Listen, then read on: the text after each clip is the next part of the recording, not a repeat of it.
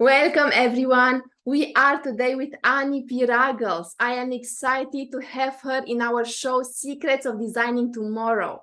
For over a decade, Annie P. has harnessed her heart-like disdain for hard sales, tacky self-promotion, and overly competitive sleazeballs as inspiration to help people find better ways to grow their small business.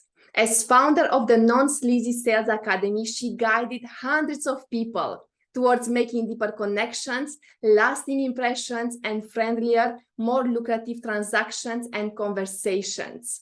Her pride and joy is her podcast, Too Legitimate to Quit, Instantly Actionable Small Business Strategies with a pop culture spin.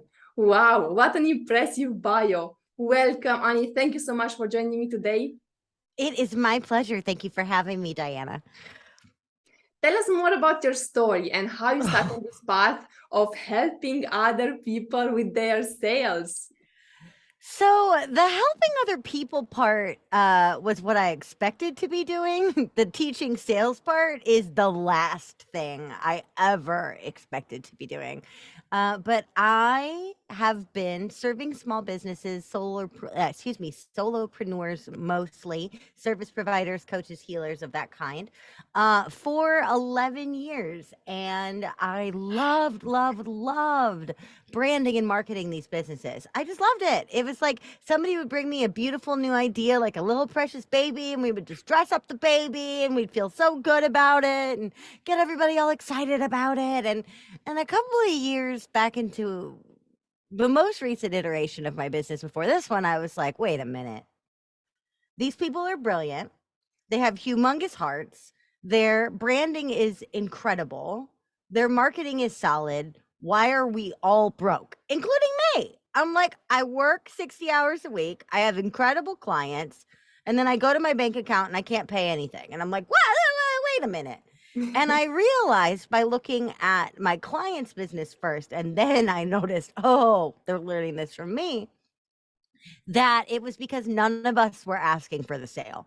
We were all expecting our marketing to carry us across the finish line because our marketing was so good. And so we thought if we just market and market and market and market and market and market and market, that eventually someone would just throw money at us. And in most cases, buyers need to be asked. And so that wasn't happening. And so I felt, to be honest, a tremendous amount of guilt over this because I had been marketing myself as this person who can help you grow your business, save your business, turn things around in your business. And I was falling down on the job by not saying, okay, and what's your sales plan? Even just by asking, what's your sales plan? I would just, it wasn't happening. And so I thought, I have to learn how to get good at sales for me, and then as a gift and as a kind of penance, I can go back to my clients and say, hey, this is the missing piece. This is what's going to make it all work. But even then, I didn't anticipate teaching sales. I just thought I would learn it and then translate it toward my existing or previous clients as a little bonus. But then once I started doing this and once I started asking and asking as myself and asking well and ethically, and I started teaching it to my clients, I watched the explosive growth that everybody got when they started asking. And I thought, okay, there's a lot of really incredible people in the branding space. There's a lot of really incredible people in the marketing space. There's a handful of really incredible people in the ethical sales space. There's more room for me there. I'm going to dedicate myself to helping sales avoidant people sell beautifully. And that happened back in 2019. And now we're shockingly almost to 2023. And I don't see myself stopping teaching sales anytime soon. Oh my God, I love that. And I know this is a very difficult topic for small businesses. Exactly what you mentioned, because of that guilt feeling of not wanting to ask for money. Is there an easier way that we can ask for that money without all of those emotions running in our head, in our body? Is there a way? Oh my gosh, there are so many ways. There's not just one way. There are so many ways. And just like anything in business, there are strategy pieces and there are mindset pieces, right? That's our peanut butter and jelly. We can't just have one. We have to have both. right? I mean, you can have just one, but it's not really a complete sandwich then. But the mindset piece, the foundational mindset piece is looking at your definition of selling, because most of us in these heart-centered, value-led service organizations of 1 or 2 or 3 people are still using somebody else's definition of selling, compounded by all the times we've been sold too badly. We catalog without even thinking about it, right? If I asked you right now, give me a time when you were abused, misled, lied to, without any effort, you could be like, this person, this person, this person, this person. Oh, and let me tell you about this person. It's infinitely harder for us to elicit a time that we were sold too well, because in those instances, we don't call it sales, we call it customer service. So the barista at Starbucks today that got that money out of you and convinced you into a cake pop you didn't even know you wanted, you wouldn't think of that as selling. You would think of that as customer service. However, if that same barista did a terrible job today and made you feel totally pressured and gross, and by the time you left, you felt like you had overpaid for a coffee that you didn't even want anymore, that is what we would call sales. Same transaction, right? So we got to look at, are we cataloging all the nasty ways that we've been manipulated and calling that sales? Or are we looking at the gateway to service that it really is, which is why we call those things customer service? So one of those main things is, let's look at when we say, I don't sell, what that means. If it's I don't manipulate, cool. If it's I don't ask, not cool, right? Then we look at the strategy side, knowing that that is in place. Now that we know that we have to ask the question, the cornerstone of this whole thing becomes, when do we ask, how often do we ask, and how do we ask? And how do we handle that ask, and how do we navigate what happens after the ask, right? It all rotates around that idea, the art of asking. If we're not going to do that as ourselves, our prospect is going to get confused about who they're talking to, right? You and I have been doing this interview for a couple of minutes now. If at this point, like in a sales conversation, I turned around and I just went, thank you very much for that question, Diana. I really appreciate that you brought that to me. And I think that you'll find that my resume is very impressive. You would be like, who the heck is this? Who is this? And yet that's what so many of us do on sales calls. We're building rapport. Or on our websites, we're so excited, we're so enthusiastic, we want to get our discovery calls out there, our free sessions out there, and so we're, doing all of our TikTok dances and putting out all this love and light, and then we get somebody on a sales call, and we don't know what to do, so we either adopt somebody else's sleazy style that does not match us at all, or we don't ask at all. That's not gonna work, y'all. We gotta ask as ourselves. And once you promise yourself that you will ask as yourself, that's when you get a million different strategies. That's when you're like, okay, hold on. What role that I already play in my life can I borrow my sales persona from? If you're a coach, if you're a mother, if you're a nurse, if you're a social worker, whatever it is, so many of us are doing sales all day, every day. Again, we just call it customer service. So we gotta figure out who we are as salespeople instead of trying to become salespeople.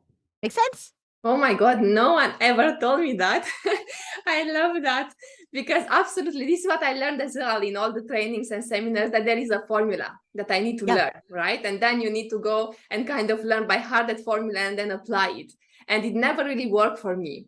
And you mentioned that actually you need to discover who you are in order to build those strategies. How do we do that? Is there a way to do that? I think you need to look at what your natural strengths are in non-selling situations, right? I am an intensely enthusiastic person and I bond with people really quickly. It's part of the reason why I love podcast hosting and part of the reason I love podcast guesting. I build rapport quickly, I keep rapport quickly, and I show up with enthusiastic gratitude. That's my thing. That's if you invite me to lunch or send me an email or have me on your podcast or buy from me. I am a infectiously enthusiastic person. That is my strength. Therefore, I'm going to sell in an enthusiastic cheerleader-esque way to most people, right? I still got to honor who the person on the other end of the transaction is. But if I showed up arm twisty, that's not me. If I show up super pushy, that's not me. But it's also not me to ignore a pain point. I keep it real, right? I'm kind of a muppet of a human being, but at the same point, if someone's coming to me because their business is struggling or not growing, I'm not just going to tell them about all the good stuff that's going to happen. I got to meet them where they are to make sure I'm going to solve the problem they have. So how does Annie P. Ruggles, how does me show up for a friend when they're in pain? Incorporate that into your selling style, right? Insert your own name and incorporate that into your selling style. When you are passionate about something and you nerd out about it, and people go, oh, don't get Diana started on blueberry muffins. She'll be talking about blueberry muffins until forever. How do we bring that blueberry muffin energy, whatever you're passionate about, to the discovery of the process of working with your clients? How do we handle when your kids don't want to eat their broccoli, but you know that they need to eat their darn broccoli?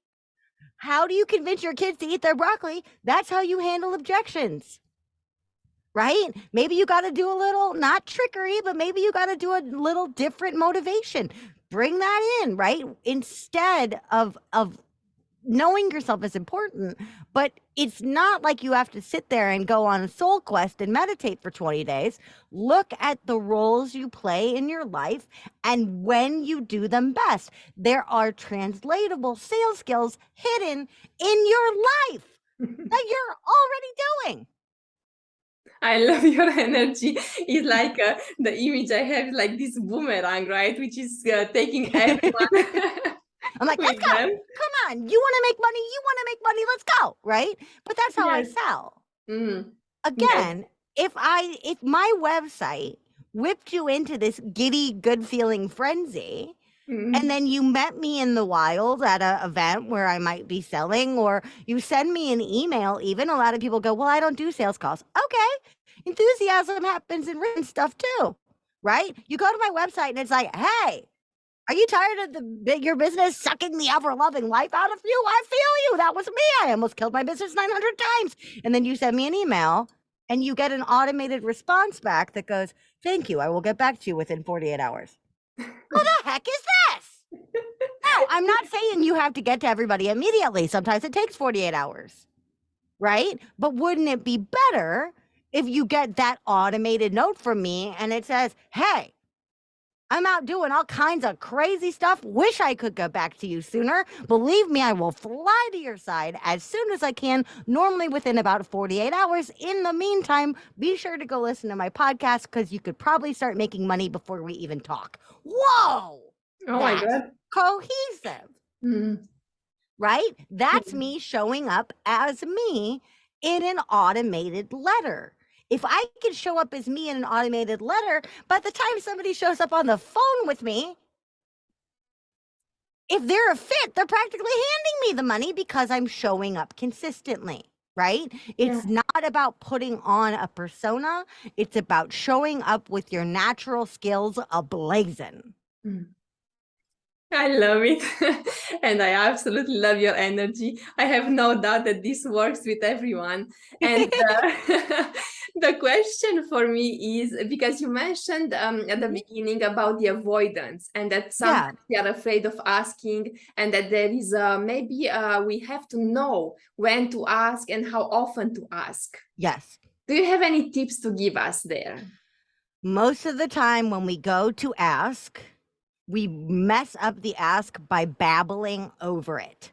Okay. So one of the things is, if you think you're already asking, look at how you're asking. What I hear all the time when I listen to sales calls is stuff like this. So let's say, for example, you want to come into the Non-Sleazy Sales Academy, you want to enroll. Okay. And you and I are having a conversation about your business and what you want. And then it comes time for me to ask you if you want to sign up and tell you about the prices and everything else. And this is what I hear all the time. Okay, Diana, thanks so much for telling me you want to sign up. That's really amazing. I would know that I could do right by you. It's like so great. I just love that. Okay, so just so you know, the price is $1,500, and that's a 3-month commitment. It's not $1,500 month to month. It's just $1,500 one time, and you could also break it into things. But you know what? You seem really nice, and I know that your business is newer than mine. And so you know what I think we should do? Why don't we just do it like, you know what? It's Christmas in July. I know it's August now, but I just ran Christmas in July. And so what we should do is we should just sign you up with a discount. And also, if you tell 3 friends about it, I'll give you another $100 off. And then also, I know that you were concerned about this and this and this. So why don't I throw in a one-on-one call? And then what do you think about that? Oh my God, you lost How me. on earth? Exactly. Mm, I lost you. How am I on the receiving end of that supposed to hear the asker invitation in that? All I heard was a bunch of word vomit. That's mm. all I heard. And as the client or prospect at this point, because I'm not a client yet, does that send me, the prospect, a feeling of confidence in you? Absolutely not. Does that, as the prospect, give me space to think? No. Does that, as the prospect, encourage me to ask any lingering questions that are keeping me? Do I feel safe enough or open enough or listened to enough to state objections in that environment? Absolutely not. No, definitely. Exactly. So first of all, if you're asking, let's make sure you're really asking. So instead of all that gobbledy nasty that I just did, here's what I want you to do instead. Diana, I am friggin' thrilled that you are interested in coming into the program. Based on what you told me on our call, I think it would be the right choice for you for the following reasons. Number 1, number 2, and number 3. Now, I believe I've already told you everything included in the program. If you have any questions, stop me. Let me know. I'd be glad to go over it again. The cost for what we talked about today is $1,500. That's a one-time payment that covers a 3-month engagement. You can also pay $500 month to month if that works for you. How does that land on you? And then I do the most important part of the entire call, Diana. I shut up.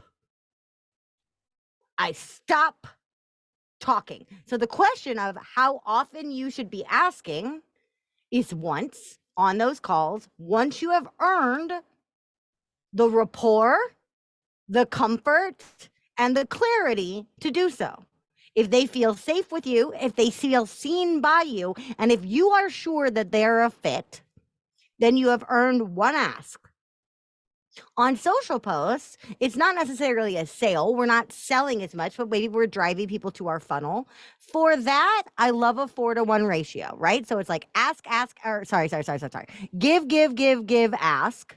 Or in some cases, give, ask. It's either a 3-to-1 or a 4-to-1, because what we're doing then is we're edutaining, we're educating, we're entertaining, we're proving our expertise, and then we're saying, hey, let's go deeper if this is relevant to you.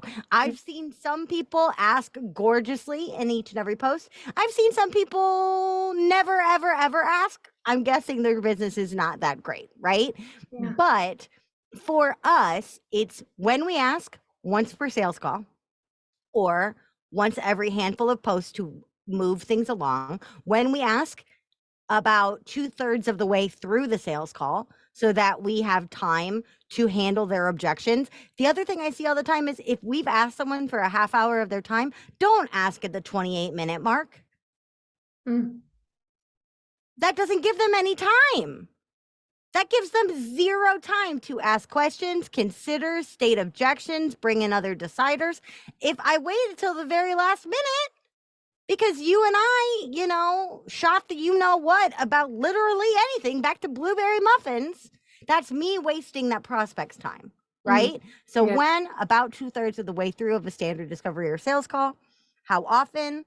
Once a week on social, if you're posting regularly, or once per call, if someone is actually in front of you. And how we ask is explain the value of what, here's the formula. Explain the value of what you have. Explain why you believe the person is a good fit using their own detail that they just gave you freely, right? Whether it's in an email or they said it out loud to you on a call or whatever, right? State the price as a number for the things that you've just outlined, and then ask a question that allows the client space to think and then shut up. That's the 5-part step of asking, right? That's it. That's it. That is it. Explain what you're giving them. Explain why they're a good fit. State the price. Ask a question. Shut up. Done. You are so fun. You are amazing.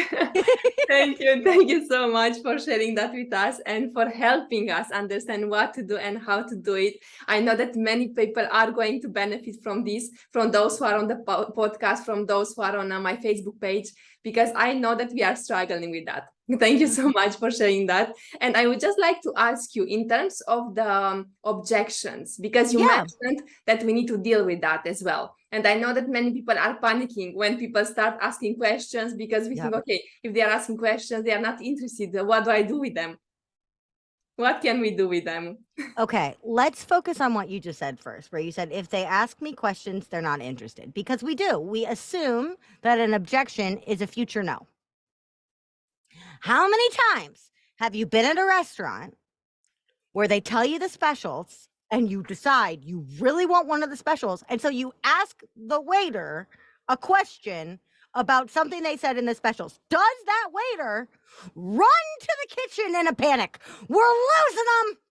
Oh no, chef, you gotta come out here and do the sale yourself because they are out the door. I literally asked how the broccoli is prepared. I didn't say I hate broccoli. I didn't say I hate this restaurant. I said, oh, is the broccoli steamed? Okay, why are we treating like I'm about to burn the restaurant down if I'm asking, is the broccoli steamed? Similarly, if someone goes, well, I'm worried about not being able to attend all the group calls, how often do you advise that people show up? If I miss a call every now and then, is that going to be okay? That is the exact same thing as is the broccoli steamed. And so if I treat it as, you know what? I'm worried too about you missing calls. So why don't we just make it up with one-on-ones? That's why don't we just, we'll figure it out. You and I will figure it out. What? That's not even answering the question that was asked of me. That's like me asking if the broccoli is steamed and they're telling me where the chicken was raised. Whoa. Answer the question that you're given, folks. The question is, how often do you advise your clients to show up if I miss classes?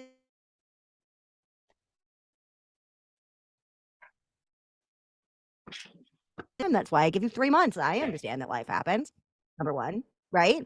Sorry, and number two, if you miss a class, oh, sure. Okay. I'm back. Hi. Yes, you're back. But also that idea of handling the objection as it's given at face value, because all they want in that instance, all an objection truly is a signal of one of two things, or possibly a compound of both: curiosity or confusion. Curiosity means they're more interested. Curiosity means, dang, that chicken comes with broccoli. I love broccoli. I hope it's steamed broccoli. Ooh, let's ask and find out. Right? So first things first, sometimes objections are just curiosity points. And sometimes they really do signal that someone is confused, right? Grant Cardone, king of sales, always on a yacht, always in a suit, exact opposite of me in almost every way, makes this really good point that I love. He says, if you are getting pricing objections, you haven't been clear enough about the value. 100% agree. They don't understand why it's worth it yet. That is a point of confusion. We got to handle that confusion. If you're getting a pricing objection, they're not sure on the value yet. So go back over, talk to them openly if they're willing about their current financial statement and what they were hoping to pay, right? Or if you know that what you're doing is really valuable, they're just not sold yet. So double down on what's included and why that's awesome for them, right? But that just signals confusion. If we assume that it means that the end is nigh, we got problems. If we look at those questions and go, just like any other question in human history, it either signals curiosity, confusion, or concern. Almost never it's concern. Almost never. right? So how we handle the objection, answer the question that you're actually asked, answer it calmly and confidently, Mhm. and don't assume from the very beginning that they're jumping out of the ship. If anything, if they're asking questions, you still have them on the phone. Yay! Let's keep them there by answering those questions. Yes. Thank you so much. Oh my God, you are as I said, you are a boomerang of energy, and I love that because I know that we really need it. And something I learned with Blair Singer is that in order to make sales, we need energy. So Yep. absolutely, no sale is going to happen without energy, and you are the proof of that. You are the walking, living person showing us that we need to have high energy in order to make our business a success. Thank you so much, Annie, for sharing all of this with us. Oh my gosh, it's a pleasure. But listen, I do want to comment one thing real quick on what you just said. Yeah. You need high energy, again, for you. High Diana energy and high Annie energy are not the same energy. And so one of the objections I hear all the time is, Annie, I'm not like you. You don't need to be. Energy, yes. Annie clone, no. You do not have to show up in this weird Muppet frenetic place that I show up. That's where I live. If you're a calm person, show up calm with high energy, whatever that means to you, right? Show up engaged, show up on, show up prepared, show up listening. That's what we mean by show up with energy. You don't have to giggle, you don't have to scream, you don't have to flail, you don't have to do any of the weird stuff that I do. You just have to show up ready, prepared, and engaged. So that's what we mean by showing up with high energy. I love that. I love that. And this really inspires me. You asked me just before starting this show, what are we going to give the audience today? And the answer was inspiration. And I believe that everyone is inspired right now, including myself. Yay! We did it! We did That it! we can do it, that everything can be done in an authentic manner, in a natural manner. And I love it when it is actually in accordance to my nature, exactly what you mentioned, that I don't need to become someone else in order to make my business a success. Thank you so much for that. Oh, it is an absolute pleasure. Is there any tip, anything that is really, really important that we should be aware of that we didn't mention so far about sales? Let's see. We did objection handling. We did how to ask, when to ask. We did redefinitions. You know, don't always expect the sale to happen on the call. A lot of people aren't ready to buy yet. That also isn't a no. Not now. We got to look at that like an objection, right? I just told you an objection is a chance to go deeper, answer better questions, handle curiosity or concern, right? A not now just means that the timing's not right yet. A lot of people will take that as a no and bail. Mm. You know, if you're at the car lot, part of the reason why everybody always complains about salespeople, they bring up car lots, right? Sometimes you just go to the car lot to see what's available. Sometimes you just go to the car lot because you like looking at cars. Sometimes you just go to the car lot because you want a car and you have no idea where to look. And then those people, they're going to follow you around and they're going to have the idea that you're going to buy that car today. Don't do that to your clients. It's okay if they're not ready to say yes. Figure out their timeline. Figure out their longer, deeper objections, and then follow up in a human way, right? A not now is not a no. A not now is not a maybe. A maybe is not a no. There are ways to handle those. And someday I will tell you all of them, right? But in the meantime, right now, if you get to the end of a sales conversation and you get a not now, or you get and I'll get back to you, assume they're coming back, respond accordingly. Don't assume that they're gone. Mm. That's very, very important. Thank you so much for sharing that with us. Thank you once again, Annie, for being in this show. I loved your energy and I really got inspired, and I'm sure that everyone did the same. Thank you so much. I would like to close the interview today by asking you, who are you serving and how can people contact you if they wish to work with you? So we talked about sales avoidance. If you raised your hand and said, that's me, and you are struggling to receive as you serve, You're not including yourself in your own success. You're under asking, you're undercharging, or you're not sure how to ask. You're under advocating for yourself as you serve your clients. If you know you're over delivering, you are my people. Let's fix it. One of the ways that you can get me into your world is to listen to my podcast, which you lovingly mentioned in my bio. That is a really, really great way. But if you know that the client is taking more than you're giving them, and you know that that's because you are not properly asking, I would love the opportunity, either through my podcast or through my website, to start changing your mind and helping you redefine selling for yourself. I am so grateful and honored. Thank you so much, Annie, once again for being in this show. And I hope that I am going to see you in the future again, because I believe there is so much more to discover about sales and about your work. Yay! Well, I'll come back any old time, and the pleasure was all mine. Thank you for having me. Thank you so much.